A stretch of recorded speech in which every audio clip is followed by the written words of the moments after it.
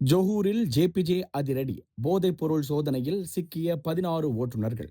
ஜொஹூர் மாநிலத்தில் நடத்தப்பட்ட போதைப்பொருள் தடுப்பு கூட்டு பரிசோதனையில் போதைப்பொருள் பயன்படுத்திய 16 சரக்கு பொது போக்குவரத்து வாகன ஓட்டுநர்கள் கையும் களவுமாக பிடிபட்டுள்ளதாக ஜொஹூர் ஜேபிஜே இயக்குநர் ஜுல்கர்னைன் யாசின் அறிவித்துள்ளார். மொத்தம் சோதிக்கப்பட்ட 164 ஓட்டுநர்களில் இந்த 16 பேரின் சிறுநீர் பரிசோதனை முடிவுகள் சாதகமாக வந்துள்ளன.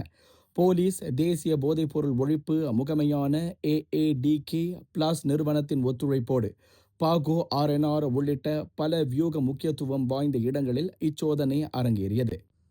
பிடிப்பட்டவர்களில் ஓட்டுநர்களின் GDL தொழில்முறை ஓட்டுநர் உரிமம் 1987 சாலை போக்குவரத்து சட்டத்தின் கீழ் உடனடியாக ரத்து அல்லது இடைநீக்கம் செய்யப்படும் என அவர் அதிரடி எச்சரிக்கை விடுத்துள்ளார்.